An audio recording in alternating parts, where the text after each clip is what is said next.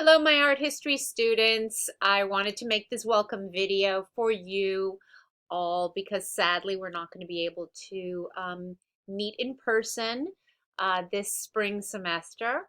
So I wanted to welcome you all to Art 332, Art of the Modern World. I have a wonderful course planned for you with lots of different ways of learning and different things that we're going to be doing together. And I'm going to be going through all of that with you. This is now the second semester that I am teaching this course in a remote and asynchronous way, as you all know. So that means that we don't have any specific meeting times. I have things uploaded onto Canvas, and you will go to Canvas when it works for you.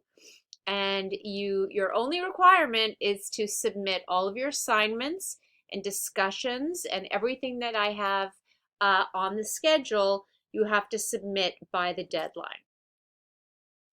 I urge you to look through the site very carefully, and I'm going to be going through it with you right now.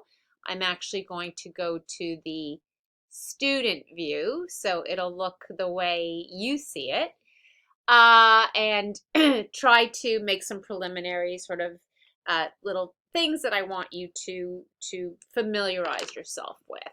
So my name is Wendy Dubow-Pollins, and of course this is my email address, wpollins@salemstate.edu. I look forward to hearing from you. I look forward to meeting all of you through the discussion of Meet Your Classmates. And I also would love to encourage you to feel free to email me to set up a Zoom or a FaceTime or a phone chat if you're having any concerns or questions related to the course. If one of you asks me a question that I think is relevant for everybody, I might decide to post it to the discussion or make a general announcement to the class the same way I would if we were in the classroom and someone asked me a question that all of you could hear. So that's kind of my way to try to make it easy for everybody to have access to the same information. The welcome video that's going to be attached is what I'm recording right now. That will be attached to your hyperlinked through Canvas. And what's interesting is you'll see that the course is organized by weeks, clearly. We don't have a Tuesday, Thursday schedule or a Monday only schedule. So typically what I do is I have a topic, and if you click on that week, you will then see what the assignment is for that week, and it's always typically due a week later. So you have 1 week from the time on the calendar you should be doing the assignment, doing the reading, to submit the assignment to me. And hopefully everything is submitted by a file upload through Canvas. Okay, so it's pretty clear. You can see that here. Of course, each week is organized by subject. What is art, how to do a visual analysis, the Rococo, and why is it that in a course of Art of the Modern World, why do we start with this kind of funky movement called the Rococo, which right precedes neoclassicism? Why do we start our course there? You know, and it's a really interesting question. You will be able to answer that at the end of the semester. So you can just see, you go through, all the assignments are hyperlinked. There's going to be a discussion, politics, propaganda, and revolution. You know, as best as I could, and learning how to use Canvas in a remote way has been a learning curve for me as well. But you can see everything should be here. If something crazy happens, you know, if something pops up and the date seems like it's from last semester, or there's a link that doesn't work, please let me know, of course. I try to check everything, but it's a lot, as you can imagine, to try to do all of this while not being able to talk to you guys personally. So here it is, okay? Some of the weeks you'll see that I've made videos for you. Some of the weeks I will be posting videos that I haven't done yet. And other weeks you'll just have reading and assignments to do. The course requirements are pretty straightforward. You are going to be given 20% of your final grade to participate in all of the discussions and online threads. The reading and the assignments are the main bulk of your grade in our course. You will get 40% of your grade from that. Now, I just want to take a minute and talk about the assignments. One of the requirements of this course is that you work on your writing, that you're mindful of your writing, that your writing is an important component, not just what you're saying, but how you're saying it. So I don't want you guys to copy and paste the questions back to me. I do not want your answers in bullet form. I want nice paragraphs with proper grammar and thoughtful answers.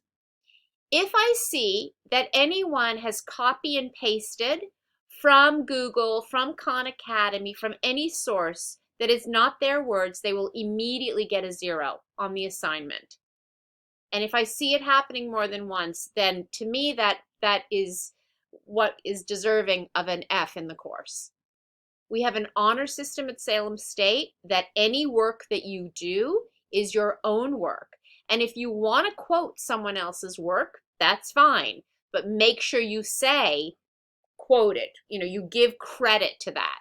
So this idea of using your own words and your own work is not only true for the interpretive research essay, and clearly you guys know that when you do a research essay and you have a bibliography, you can't just plagiarize. It is also true of the reading and the assignments and the museum visits. Okay, so I'm going to get to that in a second. 40%, that's the bulk of our course. That's the meat of our course, because we do not have a midterm and we do not have a final. The third part of the grading and requirements for our course is that you do 3 museum or gallery visits. But notice this word that I have here, right? Virtual. So what do I mean? If you feel safe and comfortable going to a museum or a gallery that is open, if you are in the Salem area and you want to go to the Peabody Essex Museum and it's open, if you want to go to the Museum of Fine Arts on a day that you can and it's open, that is great. It is not required to go in person. It is much better to go to a museum or a gallery in person and see a real painting. But if you cannot, then you can do it virtually through your computer. And if that is the case, you can go to a museum or a gallery anywhere on the planet, right? Because it's virtual. So you will see the requirements. You will see how they're listed. If you go to the assignments and you go to this, let's see, here, virtual museum visit number 1, that's due February 7th. You guys will see that I gave you how to do a visual analysis. I gave you a complete document here that should show you how to do a beautiful analysis. And then I do have a rubric here that will determine how each museum and gallery visit is graded. I also believe this is an example from a student from last semester. Okay, so I loved his work. I asked him if I could put this up. And also, that's a great one. And here it is, Art 100 that I teach, as well as Art 332, your course, exactly how to do a visual analysis of a work of art. Here it is. I'm giving you the key, right? I'm telling you exactly how to do your work so that you can do great on this part of the assignment. Okay, so it's all right here. I guess this is where I put the announcements. And you saw the assignments and the discussions. And then the grades, of course, divided up here equally. Okay, so that's really what I wanted to tell you. There's no textbook. There's nothing crazy in this course. All of the required readings are open educational resources, OER, that you all have access to. And I'm looking forward to an awesome semester and to getting to know each of you and understanding what it is that you're hoping to get from our course.